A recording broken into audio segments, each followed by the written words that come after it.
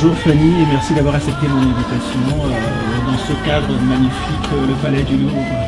Merci beaucoup, c'est à toi de me recevoir.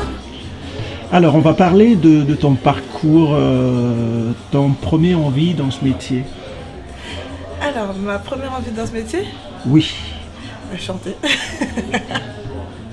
Chanter, parce que je pense que c'est quelque chose d'inné. J'ai commencé à chanter très tôt, j'avais 6 ans.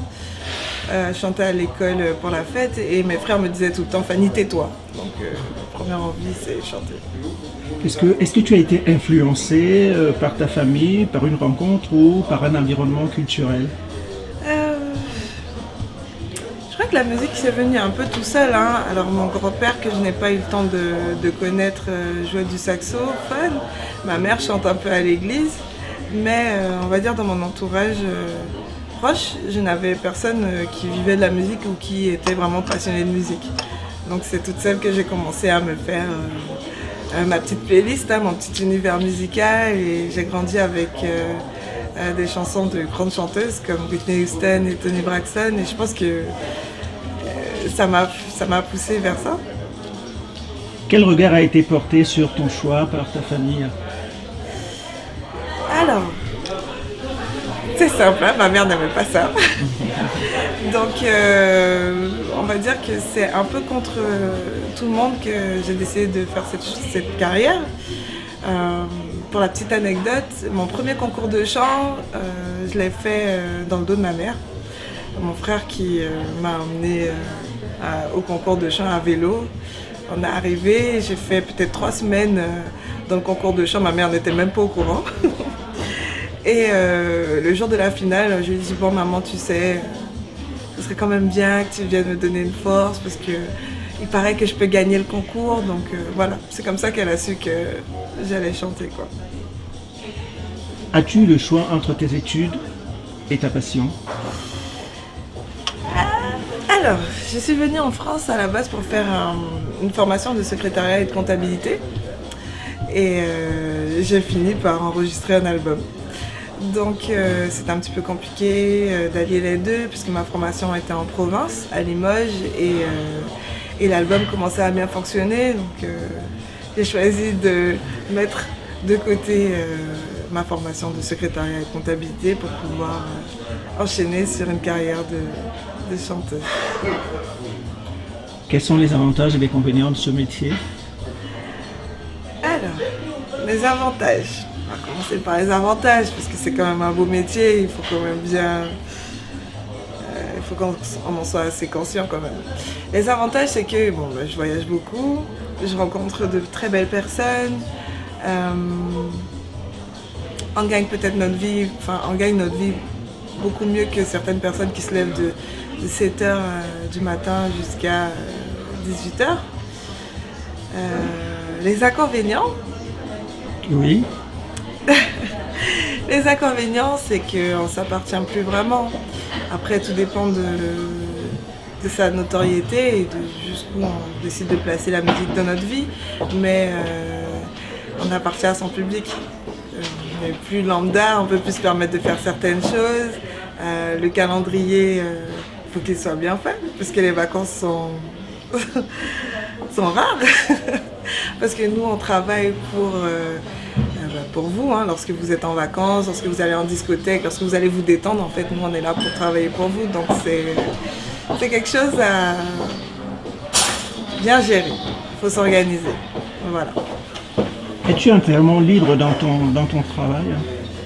Alors, je suis totalement libre dans mon travail, surtout depuis 3 ans maintenant, puisqu'on a créé une boîte de production qui s'appelle Union Music Members, en association avec Warren. Et du coup, ça nous laisse le choix de pouvoir écrire ce que j'ai envie, de donner la direction que j'ai envie aussi à ma musique. Et donc voilà, je suis très très très très très libre. Combien d'années d'expérience? Alors, vraiment professionnellement parlant, si on part du premier album qui est sorti en 2007, ça doit faire 8 ans. Ça fait 8 ans. On va aborder ce premier album. Parlons-en un tout petit peu. Alors, premier album. Le premier album qui s'appelle Vous les hommes est sorti en 2007. J'étais très heureuse et choquée, on va dire, un peu de l'ampleur que ça a pris, parce que je sortais de ma petite Guyane, je venais d'arriver en France. Un premier album qui est arrivé jusqu'en Afrique, qui a voyagé, qui a fait le tour du monde. Hein. Grâce à cet album-là, j'ai pu aller aux États-Unis. On était en rotation sur les plus grands médias ici en France. Donc, on peut dire que c'est juste une réussite. Mais cette ascendance a été fulgurante. Est-ce qu'il n'y a pas eu des moments qui... Des moments un peu... Enfin, comme je disais tout à l'heure, c'était un peu... Ça m'a un peu choquée, hein, parce que... en fait, on ne se rend jamais vraiment compte de ce que la musique peut apporter à son public. Et tu ne peux le découvrir qu'en étant en contact de ton public. Et la première fois que je suis rentrée dans un stade, que j'ai chanté dans un stade et que j'ai vu les gens reprendre les paroles de Ancré à ton port, ça fait juste du bien. Donc là, on se rend compte que finalement, on ne s'appartient plus et qu'on n'est plus seulement la petite Fanny, on est la Fanny, la Fanny qui donne du réconfort à son public. Ancré à ton port, justement, ça a été composé dans quelles circonstances? Parce que c'est un tube planétaire. Ancré à ton port, on l'a fait en studio avec Warren et Thierry Delannay. D'ailleurs, j'étais chez Thierry Delannay. On avait commencé à faire l'intro, on cherchait quelque chose d'assez variété, un peu cool. Et finalement, au bout du premier couplet, Warren et Thierry Delannay se sont dit bon, on peut passer à autre chose, c'est pas forcément un tube, hein, ce titre, alors que moi je l'affectionnais beaucoup. Donc il a failli se retrouver à la poubelle. On l'a fait, oui, on l'a fait en essayant de parler un peu de moi, parce que je suis vraiment quelqu'un d'assez timide. Le premier album s'appelle Vous les hommes, pour pouvoir aussi parler de mes relations un peu particulières avec les hommes. Et ce morceau-là me tenait vraiment à cœur parce qu'il s'agit un peu de mon histoire personnelle. Donc, et on l'a écrit vite, on l'a écrit très vite. Et voilà. La rencontre avec Warren, il a été un ange ou... Alors, Warren, on s'est rencontrés à mon deuxième concours de chant. Il était président du membre des jurys et depuis, il me suit. Hein. C'est lui qui a proposé à Section Zouk de produire mon premier album. Il a réalisé mon deuxième album et mon troisième album aussi. Donc, on peut parler de mentor, d'associé, d'ange gardien si on veut aussi. Enfin, en tout cas, les faits sont qu'il est là depuis le début. On va parler de ton dernier album. Alors, comment ça s'est passé pour le dernier album? Alors, le dernier album a été un peu plus long que les autres à faire. Ça nous a pris à peu près 4 ans. Oui, ça nous a pris 4 ans puisque le dernier album est sorti en 2010. L'avant-dernier, tu veux dire? L'avant-dernier, oui. Il est sorti en 2010. Elle est sortie en 2010. Oui. Sur ce dernier album, j'avais envie de me montrer telle que j'étais, parler essentiellement de moi, parce qu'en tant qu'interprète, on doit mettre des mots sur ce que son public vit au quotidien, et c'est entre guillemets, c'est un petit peu plus facile que de parler de sa vie personnelle. Et sur ce troisième album, toutes les chansons sont autobiographiques. Donc je parle de mon adolescence, je parle de mes déceptions, de mes joies, de mes rêves. Et voilà. Et Soleil. Soleil. Soleil, ça veut dire quoi? Alors, Soleil. Soleil, c'est un titre qui parle de ma spiritualité, entre guillemets, aussi. Parce que je dis que j'attends mon roi soleil. Moi, celui qui est en haut, je l'appelle mon petit papa du ciel. Et c'est vrai que je l'attends. Je l'attends, voilà. Et Rago? Et Rago. Alors Rago c'est un titre qu'on a fait avec Diana King, qui est un jeune artiste de dancehall guyanaise. Et il m'a semblé marrant de parler des ragots, parce que je pense qu'on est tous victimes, plus ou moins, au quotidien des ragots, des uns et des autres. Et il a accepté de se mettre en scène avec moi, donc de jouer mon petit ami, et il décide de me dire, écoute Fanny, tu sais aujourd'hui, j'entends tellement de choses sur toi, j'arrive pas à démêler le vrai du faux. Donc comme il n'y a pas de fumée sans feu, est-ce que tu peux me donner des explications? Et voilà. On va dire que c'est ça le thème de cette chanson-là. Et moi, je lui explique que les gens parlent beaucoup, que les gens nous veulent souvent du mal à travers ces ragots-là. Aucune larme? Alors, aucune larme. Aucune larme parle des moments difficiles que j'ai pu traverser dans ma carrière et aussi dans ma vie personnelle. Et je dis simplement que, étant quelqu'un de sensible, j'ai souvent l'opportunité de montrer à quel point les choses me touchent. Et là, je ne verserai aucune larme parce que j'ai grandi, j'ai évolué, je prends le mal. Et je prends surtout le bien. Donc, je ne me focalise plus sur des choses qui sont négatives et j'essaye d'aller vers la lumière au lieu de rester vers des choses qui ne font pas avancer. Donc c'est pour ça qu'on a choisi ce titre-là en premier single, Aucune larme. Histoire de tourner la page sur toutes les mauvaises choses qui ont pu se passer durant ces 4 dernières années. Voilà. Dans cet album-là, tu évoques aussi tes origines. T'es de quelle origine? Alors, je suis de la Guyane. Et c'est vrai qu'on m'a souvent reproché de ne pas parler assez en créole guyanais. Et donc du coup, même à travers Rago, justement, le titre qu'on a fait avec Diana King, je me permets d'avoir quelques petits couplets en créole guyanais, histoire de faire un petit coucou à la communauté guyanaise et puis pour juste montrer à quel point je suis fière aussi d'être guyanaise. Comment on peut définir Fanny? D'abord, Fanny G, le G représente Jésus, représente joie, représente... Alors, le G de Fanny G vient de la première lettre de mon nom de famille, simplement. J'ai un nom de famille à rallonge et c'était plus simple de rajouter le J. Et voilà. Puis le J est arrivé après le Fanny parce qu'en fait, il y avait déjà d'autres chanteuses qui s'appellent Fanny. Pour éviter la confusion, on a rajouté le J. Comment peut-on définir la personnalité de Fanny? Fanny est quelqu'un d'assez simple, enjoué, passionné, peut-être même trop. J'essaie un maximum d'être dans la sincérité. Et voilà, enfin, je pense que je suis juste une bonne vivante, j'apprécie les gens tels qu'ils sont. Et c'est tout.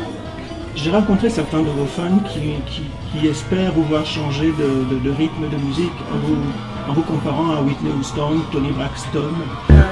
Qu'est-ce que vous pouvez répondre à ces fans? Vous allez toujours rester toujours dans le truc, ou alors vous allez faire du reggae, j'espère faire plein de choses. C'est vrai que j'écoute tout style de musique et après, un bon interprète est censé pouvoir aller dans chaque style de musique. Maintenant, moi je suis quand même assez timide. Et j'aime que les choses soient bien faites et avec plaisir. Enfin, si j'ai l'opportunité de travailler avec des personnes qui me drivent super bien sur de la dancehall ou sur du reggae, sur du R&B, je ferai avec plaisir. Mais je suis tellement exigeante avec moi-même que vraiment il faut que ce soit vraiment quelque chose de très très très très bien fait. Est-ce qu'on peut parler des récompenses que vous avez eues? Oui, alors j'ai eu en 2008 le trophée des arts afro-caribéens de la révélation de l'année. Ensuite, j'ai eu des prix pour mes clips, notamment le clip avec Camnouz, Mon irréel aussi au TAC.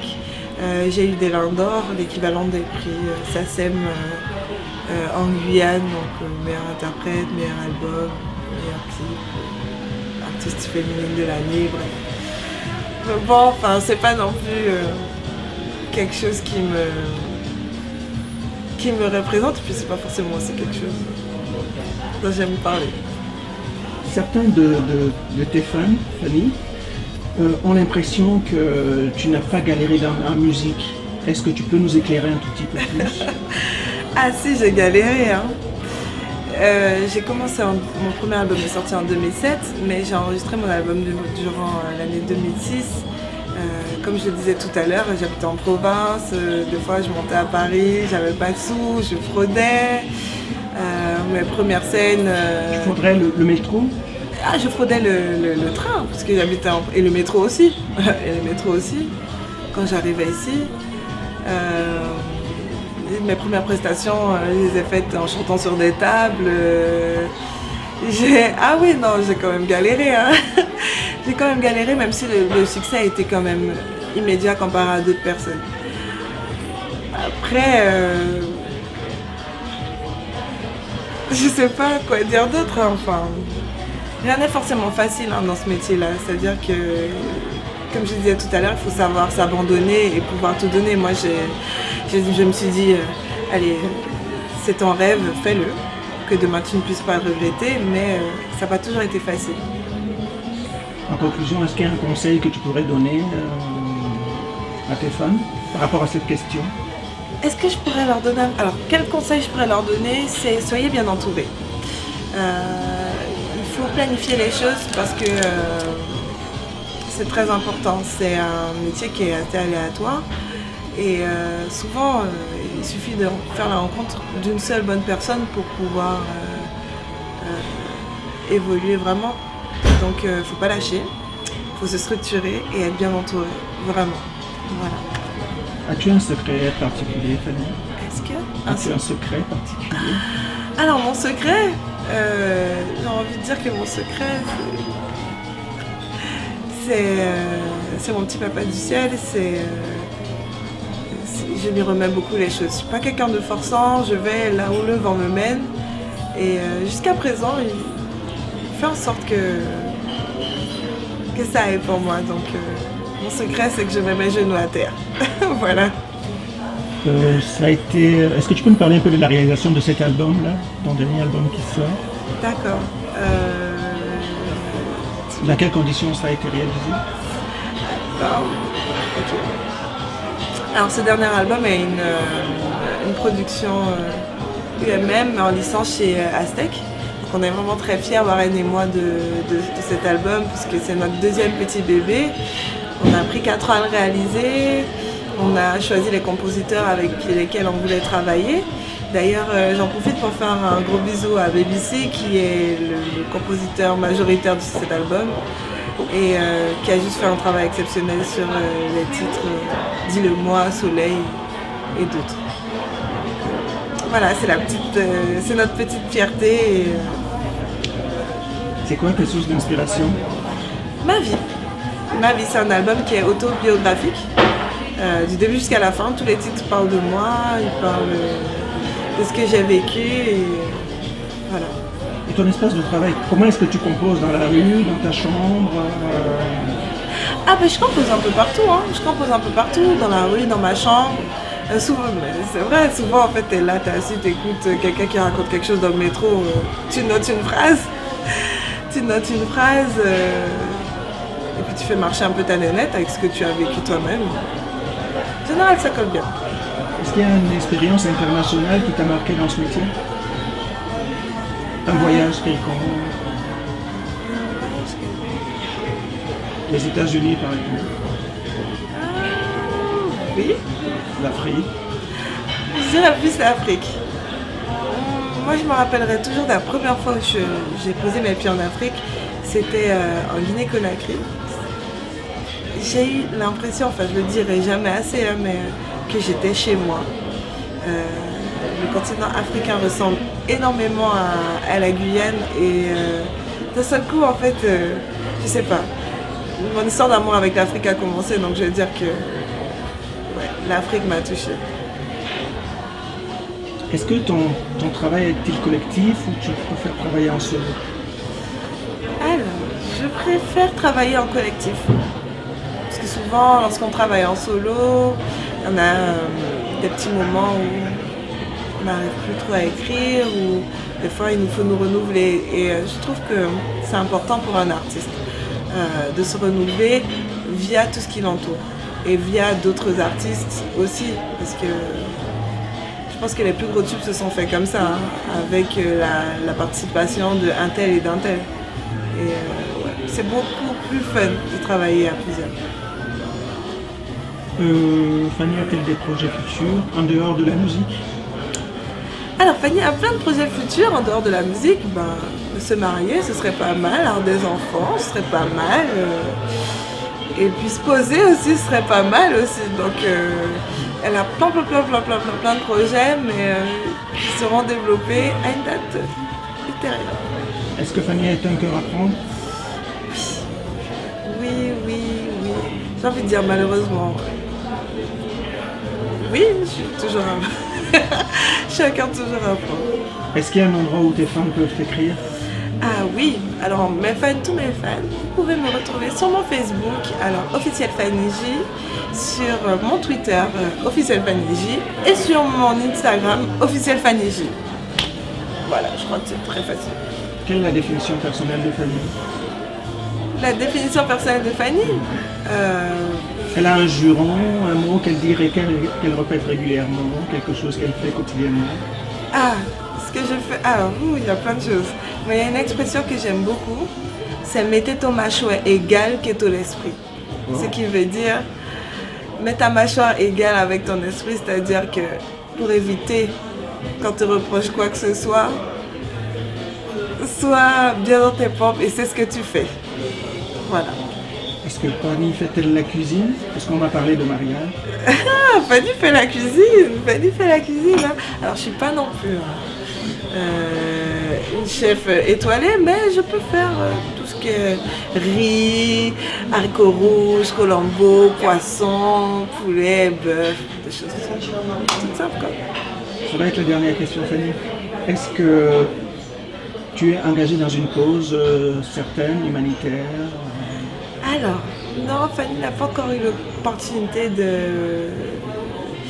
d'être dans une association à proprement dit, mais c'est quelque chose que j'aimerais vraiment faire. Donner pour les autres, c'est très important et je suis quelqu'un de généreux, donc je pense que ça fait partie des projets à réaliser dans pas longtemps. Merci Fanny, merci beaucoup d'être venue à cette invitation. Merci à vous de m'avoir reçu et puis merci pour vos questions.